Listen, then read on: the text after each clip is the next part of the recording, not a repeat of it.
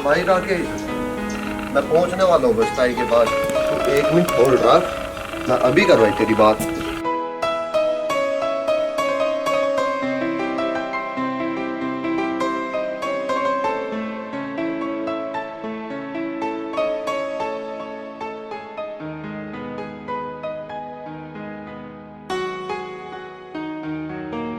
ताऊ, ताई कहाँ? राकेश का फोन आ रहा।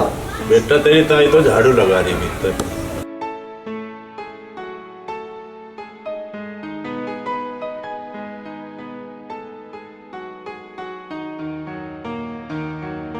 ताई, राकेश का फोन आ रहा, ले बात कर।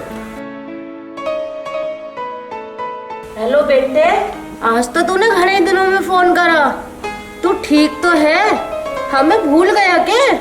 अरे माँ, कैसी बात कर रही है तू? कोई बेटा अपने माँ बाप को भूल सका है क्या? राकेश बेटे, अब तू शहर से गांव में आ जा। हम बुड्ढा बुढ़िया का तेरे बिना जीना लगता। माँ, तुम्हारे पास मैंने आज इसलिए तो फोन करा है, आज मैं गाँव आ रहा हूँ तुम्हारे पास। अच्छा ठीक है बेटा, ठीक है, आ जा, मैं तेरी बाढ़ देखूंगी। ठीक है माँ। सब राजी खुशी तो है ताई? हाँ बेटे, सब राजी खुशी है। राकेश आज गांव आ रहा है। राकेश की माँ, राकेश को शहर तो जान दे, अब क्या मैं उसका ब्याह कर दूंगा? मैंने सोच ली हुआ। बिल्कुल ठीक सोची ताऊ। घर में बहू आ जाएगी तो घर बार संभाल लेगी, और बुढ़ापे में तुम दोनों को भी कुछ आराम मिल जाओगा। बस बेटा, हमारे अंदर अब कुछ जान तो बची नहीं, बस यूं ही एक आस बची हुई है। हमारे राकेश पे मुझे पूरा विश्वास है, वो हमारा बुढ़ापा पूरे सुख से काटेगा। अच्छा ताई, अब मैं चलूं, मेरी ड्यूटी का टाइम हो रहा। अच्छा ताऊ, राम राम। राम। मगर राकेश की माँ, हमारा लाडला राकेश 6 महीने में घर आवेगा। तू एक काम करिए, उसके लिए कुछ ढंग का खाना पीने का इंतजाम करिए।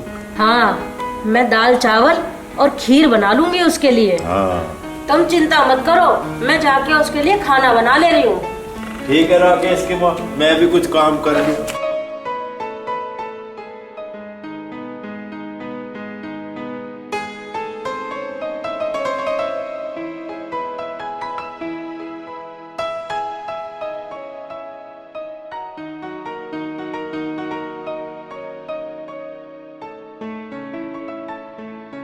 प्रिया जी, मैंने माँ को फोन कर दिया है।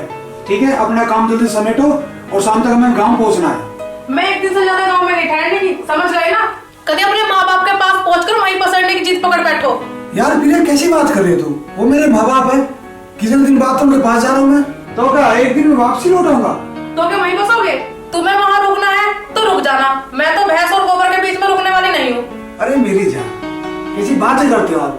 गाँव के लोग शहर से बहुत अच्छे होते हैं, और आप गाँव में जाओगे ना तो आप भी गाँव के होके रह जाओगे।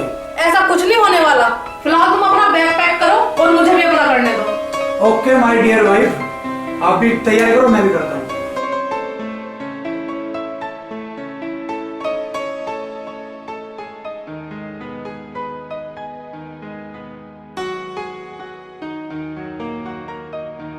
बहुत देर होली, राकेश आया नहीं अब लो, पता नहीं ठीक ठाक भी है या नहीं।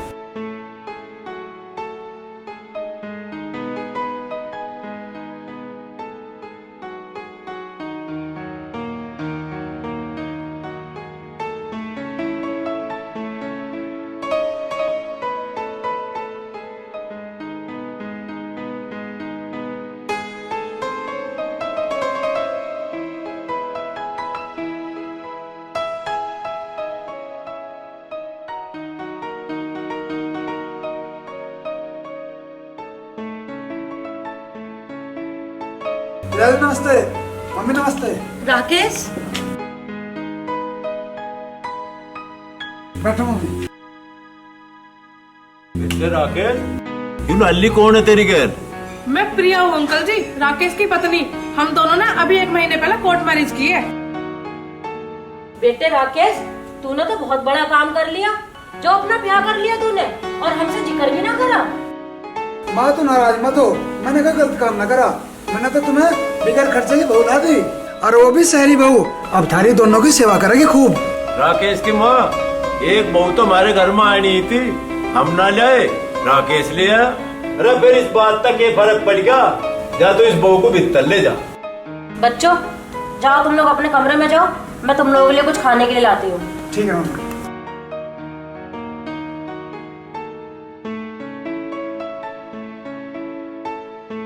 यार प्रिया इतने ठाली बैठे हैं, इतने सेल्फी लेते हैं यार।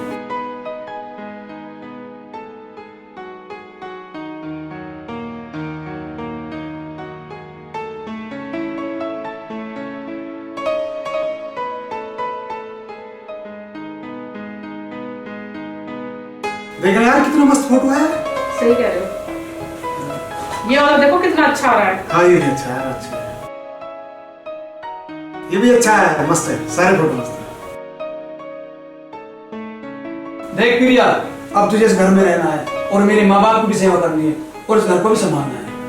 मैंने आपसे प्यार करने के लिए शादी करी है, तुम्हारे माँ बाप की सेवा करने के लिए नहीं। मैं नहीं करूंगी किसी की सेवा। सास ससुर की सेवा करने से तो स्वर्ग मिलता है पगली।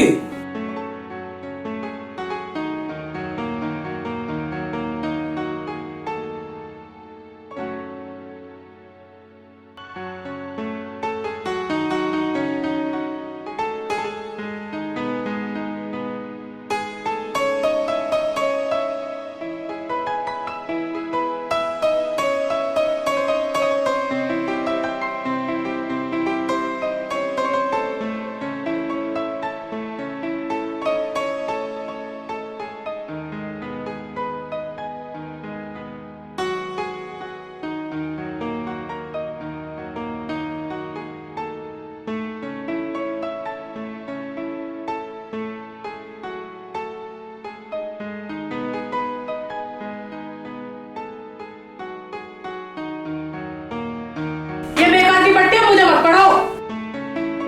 लो बच्चों खाना खा लो। अरे माँ, मुझे तो बहुत जोर से भूख लग रही है।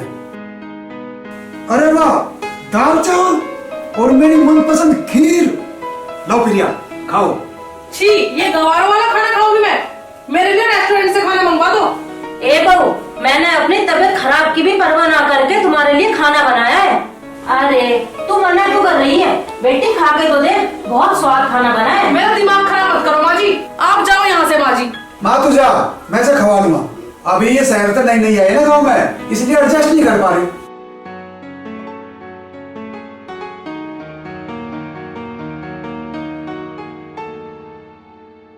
राकेश की माँ राकेश की गैल जाकर दवाई लिया डॉक्टर के तरफ। यूं बुढ़ापे का दर्द है, दवाई गोली से ठीक ना होने का। अभी चाय पी लूंगी तो ठीक हो जाएगा। बहू, ए बहू, तेरा यक्कू आइए बेटी। बहू, ए बेटी कहाँ रहेगी तू?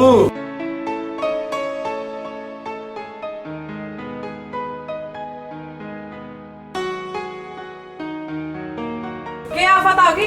क्यों शोर मचा रखा तुमने? मेरी नींद खराब कर दी सुबह सुबह। ये बेटी तेरी सासू की तबीयत खराब हो रही, तू एक काम कर, कड़क पत्ती की चाय बना ला एक कप, आराम सा मिल जाएगा। What do you mean? मैं क्यों चाय बनाऊंगी? मैं क्या इस घर की नौकरानी हूँ? बेटी तू इस घर की बहू है, इस घर के सारे काम काज तुझे तो करने पड़ेंगे। राकेश, ये बुढ़ा बुढ़िया पागल हो गए हैं क्या? मुझे काम करने के लिए बोल रहे हैं।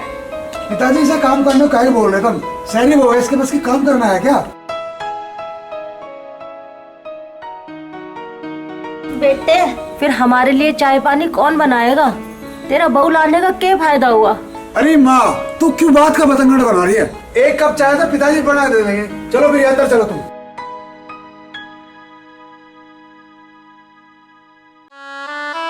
राकेश की माँ, यूं मारा इकलौता सपूत अब मारा नहीं रहा।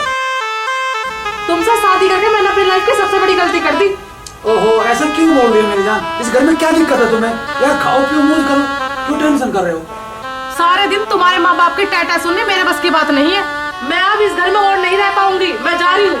नहीं प्रिया, मुझे छोड़ के मत जाओ। मैं तुम्हारे बगैर अकेला कैसे जीऊंगा यार? देखो डियर, एक बात क्लियर है, मैं तुम्हारे माँ बाप के साथ इस घर में नहीं रह सकती। या तो मैं इस घर से चली जाऊंगी, नहीं तो फिर उन्हें निकाल दो। यार ये मेरा घर नहीं है, उनका घर है, मैं उन्हें कैसे निकाल सकता हूँ? तो फिर प्रॉपर्टी का बंटवारा कर दो, हम अपना हिस्सा बेच के शहर चले जाएंगे। ये तरीका ठीक रहेगा। मैं आज ही बंटवारे की बात करता हूँ पिताजी से। चलो बेटा रुक, मैंने थारी दोनों की बात सुन ली, तू बंटवारा ही तो चाहे, ठीक है, कल को बंटवारा हो जाएगा।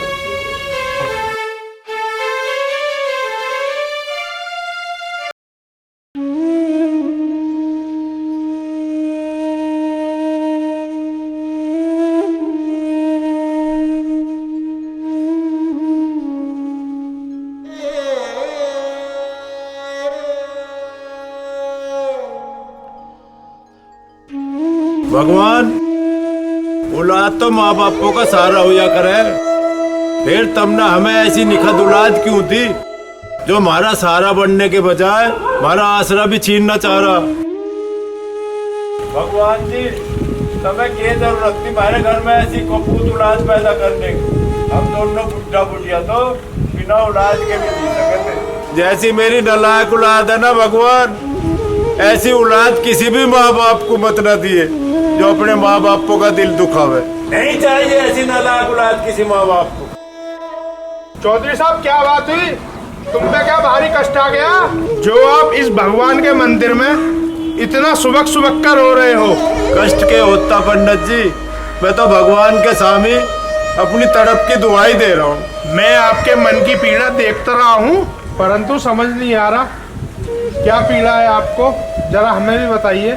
अब तो मैं क्या बताऊँ पंडित जी, मैं तो अपनी औलाद का रोना ही रो रहा हूँ भगवान के सामने। मेरा इकलौता बेटा जिसे हम दोनों बुढ़ा बुढ़ियों ने बड़े ही चाव से पाला, अब वो लाडला बेटा मारा नहीं रहा, अब वो अपनी बहू का गुलाम हो गया पंडित जी।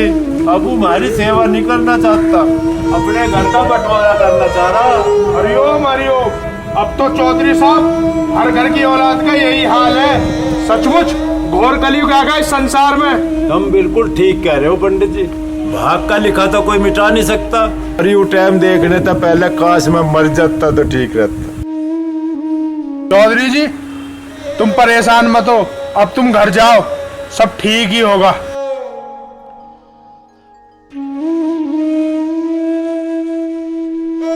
हे प्रभु, मेरी आपसे यही प्रार्थना है कि हर घर में सात्विक संतान दे। के बात ताऊ ये पंचायत क्यों बैठाई, कोई दिक्कत होगी के? बेटे हवलदार, आज हमारे इस घर का बंटवारा होगा और इसका गवाह तू रहे। बंटवारा? के बात कर रहे हो ताऊ? बंटवारा तो एक से ज्यादा है औलाद मोया करे। तेरी तो इकलौती औलाद है यू, फिर बंटवारा क्या था? सब कुछ इसी के तो रहा होगा। बेटा यू मेरा इकलौता सपूत यू शहरी बहू लेकर आया, अब यू शहरी बहू हमारे बुढ़े बुढ़ियों के दौरे रहना ही नहीं चाहती।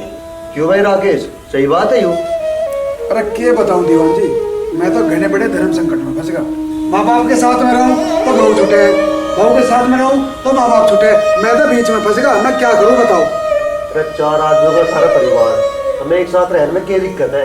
लाला दिक्कत हमें ना इस बहू को है, ये हमारी सेवा करना तो दूर हमारी रोटी पोना भी ना चाहती। माँ जी मैं राकेश की वाइफ हूँ, इनकी सेवा करना मेरा फर्ज है, मैं आप लोगों की नौकरी क्यों करूँ? इसी राड को तो निपटाने में हमारा यहाँ बंटवारा हो रहा।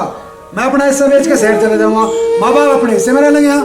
और क्या, यही तो चाहती हूँ मैं। बात तो तुम्हारी ठीक है मैडम, राकेश के साथ रहने का तारा पूरा अधिकार है, पर इन बुढ़े माँ बाप का आखिरी सहारा तो तू छीन ले इनसे। अरे पढ़ी लिखी गवार, तू भी तो एक औरत है, जरा तू भी तो सोच, कल को तेरे तो 2-4 औलाद होंगी, फिर तू भी अपनी औलाद को अपने बुढ़ापे का सहारा मान देगी या नहीं? बिल्कुल, हमारी औलाद हमारा सहारा बनेगी। अब तू नू सोच मैडम, थारे बुढ़ापे में थारी बहू अगर थारे बाल को थार से दूर ले जा तो थारे दिल पे की बीतेगी। अरे भाई राकेश, तू तो यार घना नालायक लिखड़ा, तन्ने अपनी बहू की नादानी के आगे घुटने टेक दिए। तुझे तो अपनी पत्नी को यूं गलत कदम उठाने से रोकना था, प्यार से, सत्कार से या फिर मार से। असली दुख तो दीवान जी इसने हमें इसी बात का पुचाया, इसे हमारे बुढ़ापे का हमारी बीमारी का कोई ख्याल नहीं आया। इसने अपनी बहू के कहते ही बंटवारे का काम शुरू कर दिया। अरे नालायक, बहू तो एक के बदले 10 मिल जाएगी, लेकिन तू दूसरे माँ बाप कहाँ से लाएगा? बेटे हम दोनों तो तेरे माँ बाप हैं, हम तो हमेशा ही तुझे सुखी देखना चाहे, इसीलिए तो हम कह रहे इस जायदाद का बंटवारा मत ना करें। अरे जो भी कुछ है सब कुछ तेरा ही तो है। अरे तू तो इसे अपनी बहू को लेकर जहाँ सुख चैन से रह ले, हम दोनों तो भैया हरिद्वार चले जाएंगे। अरे बेटे हम दोनों तो अपने बच्चे कुछ दिन वही गुजार लेंगे। नहीं पिताजी, मेरी आपको पता बन जाएगी, प्रेम की पट्टी खुद गई ना, मुझे शक्ति ज्यादा और ना शक्ति में जमीन, ना मुझे ऐसी लाट लुगाई। मैं अपने माँ बाप का।